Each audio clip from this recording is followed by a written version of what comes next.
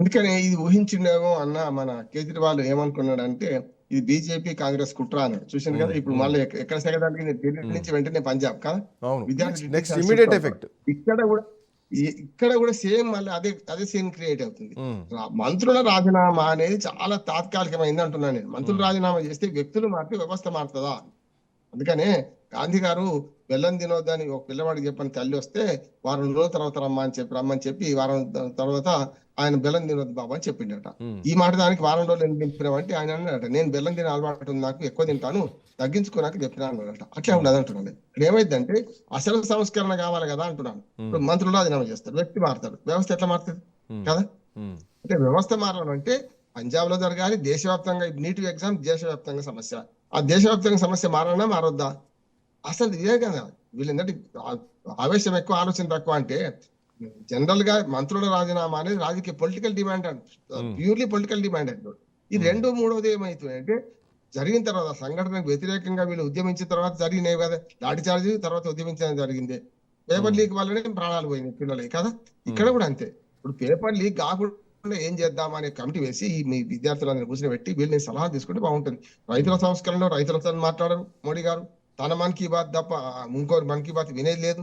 తను చెప్పదలుచుకుంటే one way traffic కదా, తాను చెప్పదలుచుకుని చెప్తాడు అంతే తప్ప వినదలుచుకుంది వినడు కదా. ప్రశ్నలు ఈ గెలుపు తర్వాత కాక్రోచ్ వింగ్స్ రాష్ట్రానికి ఒక వింగ్ ఏర్పడేటువంటి అవకాశం ఉంటుందా? రేపొద్దున ప్రతి ప్రభుత్వాన్ని ప్రశ్నిస్తూ విద్యా వ్యవస్థ పైన ప్రశ్నించేటువంటి అవకాశం ఉంటుందా? ఇప్పుడు అంటే ఎక్కడైనా విద్యార్థులే, ఢిల్లీలోనే నేషనల్ లెవెల్లోనే కాదు కదా, రాష్ట్ర స్థాయిలో గ్రూప్ 1 ఉంటుంది, గ్రూప్ 2 ఉంటుంది, లేదంటే ఇంటర్మీడియట్ సెకండ్ ఇయర్ ఎగ్జామ్స్ ఉంటాయి, 10th క్లాస్ ఎగ్జామ్స్ లీక్ అయినటువంటి సందర్భాలు దేశవ్యాప్తంగా కోకోలుగా ఉంటా ఉంటాయి. సో ఇమీడియట్ పంజాబ్లో కూడా బీజేపీ కేజ్రీవాల్ ప్రభుత్వాన్ని ఏ రకంగానైనా ఖచ్చితంగా ఆ లీకుల మీద రాజీనామాలు చేయించాలని కంకణం కట్టుకొని కూర్చుంది. మార్నింగ్ నుంచి ఇదే చర్చ నడుస్తుంది దేశంలో. అందుకే రాజీనామాలు పరిష్కారం కాదు నెంబర్ 1. రెండోది ఏంటంటే పెద్ద కాన్వాస్ తీసుకోవాలంటున్నాను. ఎందుకంటే చిత్రం వేయడానికి ఇప్పుడు పేపర్ లీకల కారణం ఏంటి? అవినీతి పరులు అమ్ముకోవడమే కదా. అవినీతి పరులు ఎందుకు తయారవుతున్నారు? ఈ రాజకీయ వ్యవస్థలో డబ్బు సారా పంపడమే కదా. డబ్బు సారా పంచకుండా ఏ బీజేపీ ఎమ్మెల్యేనే గెలిచిండా, ఏ ఆమ్ ఆద్మీ పార్టీ ఎమ్మెల్యే గెలిచిండా, ఏ కాంగ్రెస్ ఎమ్మెల్యే గెలిచిండా చెప్పండి కదా.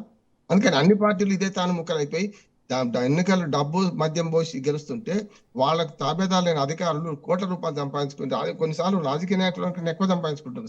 మీకు తెలియదు కాదు. చూస్తున్నాం కదా తెలంగాణ ఆంధ్రప్రదేశ్ లో. ఈ తెలంగాణ ఈ మధ్య రేవంత్ రెడ్డి గారు వచ్చిన మంచి పని ఏంటంటే ఏసీబీకి పూర్తి స్వేచ్ఛ ఇచ్చి అడ్డవాళ్ళు పట్టుకోమంటున్నారు. పట్టుకుంటే ఏమవుతుంది? కేవలం 4 మాత్రమే చేరిపోయింది. మిగతా అందరూ కూడా మళ్ళీ బెయిల్ తీసుకున్నారు, వచ్చేసి మొన్న రెండోసారి దొరికినాయి ముత్యం రెడ్డి అని. మొన్న రెండోసారి దొరికినాయన అడిగిన ముత్యం కాదు, బయటకు రాలేదు. మళ్ళీ ఇంకోసారి మరి మురికిలో కూరుకుపోయింది కదా. మొన్న మళ్ళీ 200 కోట్ల రూపాయలు ఆస్తి దొరికినాయి దాని దగ్గర.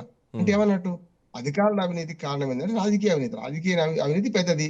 రాజకీయ అవినీతి ఎందుకు జరుగుతుందంటే ప్రజలు అవినీతి పనులు చేయడం, ప్రజలు డబ్బులు తీసుకొని సారా పోసి ఓట్లు వేసుకుంటే వాళ్ళు కూడా అది పైసలు ఇవ్వకపోతే ధర్నా చేసే పరిస్థితి. కేవలం విద్యారంగ సంస్కరణలు మాత్రమే అంటే ఇది ఉపరితల అంశమే అంటున్నారు. దీనికి ప్రధాన కారణం రాజకీయ సంస్కరణలు, ఎన్నికల సంస్కరణలు. ఎన్నికల్లో ఒక్క ఓటు వస్తే ఎక్కువ గెలుపుడు కాదు. ఎన్నికల ఒక ఓటు వస్తే గెలుపుడు అంటే ఏంటంటే 100 ఓట్లు ఉంటే 70 ఓట్లు పోలైతే ఆ 70లో 36 వచ్చినోడు గెలిచిన లేరు. 3-4 నిలబడితే 20 వచ్చినోడు కూడా గెలుస్తున్నారు కదా. అంటే మిగతా 60 ఓట్లు 70లో 50 ఓట్లు వ్యతిరేకమే కదా. ఎంపీటీపీ పద్ధతి తప్పున్నది. దామాషా పద్ధతి అయితే 51% ఓటు రావాలి. మన దగ్గరే జరుగుతుంది కదా. మీరు ఎమ్మెల్సీ ఎన్నికలు చూడండి, సెకండ్ ప్రిఫరెన్స్ థర్డ్ ప్రిఫరెన్స్ ఎదురుగా పెడతారు. 51% ఓట్లు దాటాలనే కదా కదా. అంటే అదొకటి. రెండోది న్యాయ సంస్కరణ కూడా కావాలి కదా. కేసులు వందల సంవత్సరాల నుంచి కేసులు 50 నుంచి 100 సంవత్సరాల కేసులు పెండింగ్ లో ఉంటే ఎవరైనా న్యాయస్థానానికి పోతారా అంటున్నాను.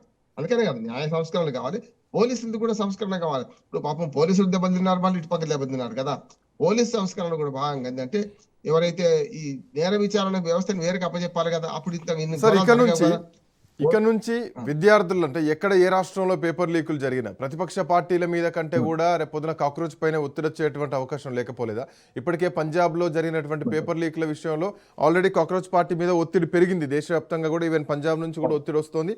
ప్రతిపక్షాలు కూడా వాళ్ళ మీద ఒత్తిడి తీసుకొస్తారు. ఎందుకంటే ఒక కేంద్ర మంత్రినే రాజీనామా చేసినటువంటి ఒక విప్లవాన్ని తీసుకొచ్చారు కాబట్టి ఖచ్చితంగా వాళ్ళపైన కూడా ఈ ఇంపాక్ట్ ఉంటుంది. ఇది రేపొద్దున పంజాబ్ ఎలక్షన్స్లో ఎట్లాంటి పరిస్థితి ఉంటుంది? ఎందుకంటే ఇదే ఆమ్ ఆద్మీ పార్టీ కేజ్రీవాల్ అదే సీజేపీ వేదికపైకి వెళ్ళి ధర్మేంద్ర ప్రధాన్ రాజీనామా కోరారు. కమింగ్ టు పంజాబ్ విషయానికి వస్తే ఈ విషయంలో మాత్రం మౌనంగానే ఉన్నారు. రేపొద్దున కేజ్రీవాల్ కూడా ఇది పెద్ద భారీ ఎదురు దెబ్బే కదా. ఖచ్చితంగా. ఎందుకంటే ఎవరిని విడిచిపెట్టరు వాళ్ళు. ఒకటి ఏంటంటే మొన్నటిదాకా బీజేపీ మాత్రం వ్యతిరేకం అని పేరు వస్తే ఆ, అభిజిత్ ప్రకటించారు కూడా, మేము ఎక్కడ జరిగినా పోతాం, గ్యారంటీ విద్యార్థులకు అన్యాయం జరుగుతుంది, ఏ పార్టీ అధికారంలో ఉన్నా అక్కడికి వస్తామని ఒక మాట అన్నాడు కనుక ఇది మంచిది అంటున్నాడు. మొన్న జరిగిన పొరపాట్లను బట్టి ఇప్పుడు బీజేపీ గుణపడాలు నేర్చుకోవాల్సింది ఏంటంటే, మొన్న జరిగింది కొంత సంఘ విద్రోహ శక్తులు ఇందులో పాల్గొన్నారు. నెంబర్ 1, దాన్ని దూరం చేయాల్సిన అవసరం ఉంది. పార్టీలకు అతీతంగా మేము ఉద్యమిస్తున్నాం అని చెప్పి ఇప్పుడు రెండోది ఆమ్ ఆద్మీ పార్టీ దగ్గరికి వస్తుంది కనుక, మన పంజాబ్ లో ఆమ్ ఆద్మీ పార్టీ అధికారంలో ఉంది కనుక అక్కడికి పోతున్నారు కనుక అది ఒక రకంగా పార్టీకి మాకు సంబంధం లేదు, ఎవరినైనా మేము నిలదీస్తామనే మాట వచ్చింది. అందుకనే ప్రభుత్వం వైఫల్యము, ప్రతిపక్షాల వైఫల్యం, నేను మొదటి నుంచి చెప్తున్నా శ్రీకాంత్, మీకు తెలుసుగా. మూడోది న్యాయ వ్యవస్థ వైఫల్యం. ఈ మూడింటి వల్ల వచ్చిన ఉద్యమంగా జంజి చూడాలి. రాజుగారికి బట్టలు లేవో అని నగ్నంగా ఉండడం పిల్లవాడు అరిచినట్టే ఇవాళ మన సిజేపీ ఎప్పుడు యువత అరుస్తున్నది. ఇందులో యువత మొత్తం సిజేపీ సభ్యులు ఎవరు కాదు, మొత్తం సభ్యులుగా ఉన్నారని ఏం లేదు, బయట నుంచి వచ్చిన వాళ్ళు కూడా. నిన్న ఒక చర్చలో ఓయూ నుంచి కూడా 2-3 మిత్రులు పాల్గొన్నారు, చాలా అభినందించిన వాళ్ళు, చాలా మంచి సరుకుతో వస్తున్నారు వాళ్ళందరూ కూడా. అందుకని ఏమంటా అంటే ఇవాళ విద్యార్థుల ఉద్యమం సిజేపీలో మూసబోసిన దాకా ఉండేటట్లే దాటిపోతుంది అంటున్నాను నేను. దాటిపోతుంది కానీ పాత విద్యార్థి సంఘాలు కూడా విఫలమని అంటున్నాను. ఇక నుంచి రాజకీయాలు, రాజకీయ నాయకుల ఆలోచన విధానం కూడా మారాలి అన్నదానికి జెన్జీ విప్లవం ఒక నాందిగా కనిపిస్తోంది కదా.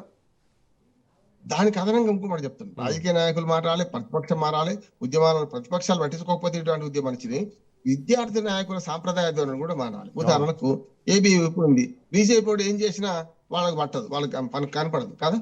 అదే ఎన్ఎస్ఏ ఉంది, కాంగ్రెస్ ప్రభుత్వాలు ఏం తప్పు చేసినా వాళ్ళు పట్టించుకోరు కదా, అంతే కదా. పార్టీ పరంగా నిలిపోయారు కదా. ఆ ఎస్ఎఫ్ అయింది, కమ్యూనిస్ట్ పార్టీల ప్రభుత్వాలు ఏం చేసినా వాళ్ళు మాట్లాడరు. అంటే వ్యతిరేక పార్టీల మీద మాట్లాడతారు కానీ వాళ్ళు మాట్లాడతారు కదా. పార్టీల పరంగా ఈ విద్యార్థి సంఘాలు చీలిపోవడం వల్ల నిజాలు బయటకు రావడం లేదని ఇప్పుడు సిజేపీ లాంటిది వచ్చింది. సిజేపీకి పార్టీలు అవసరం లేదు, ఏ పార్టీ అనేది చేస్తామన్నట్టు రెండో ఉద్యమం కూడా పంజాబ్ లో ముందు పెడుతున్నారు కనుక ఇది ఆహ్వానించదగ్గది అంటున్నారు. అందుకనే ఇప్పటి ఉద్యమంలో ఇప్పుడు యువత ఏదైతే ఉద్యమంలో 2 పరిణామాలు లేకుండా చాలు. ఒకటి, దేశానికి వ్యతిరేకంగా ఉద్యమించవద్దు, నెంబర్ 1. ఇప్పుడు దేశంలో సమస్యలు ఉన్నాయి కాదంటలేదు, ప్రజాస్వామ్యంలో కూడా సమస్యలు ఉన్నాయి.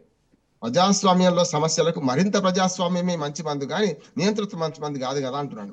ప్రభుత్వ నియంతృత్వాన్ని ప్రభుత్వాన్ని ప్రశ్నించడం తప్పనిసరి.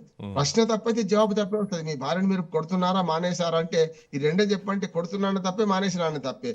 వీళ్ళు ఏం చేస్తున్నారు, ప్రశ్న తప్పేసుకొని డిమాండ్ చేస్తున్నారు. ఇవాళ మళ్ళీ రాజీనామాలు డిమాండ్ చేస్తే దానివల్ల ఏమి ఒరగదంట. ప్రహ్లాద్ జోషి ఇప్పుడు మళ్ళీ కొత్త మంత్రి అయింది ఇప్పుడు కదా దేశంలో, విద్యాశాఖ మంత్రి.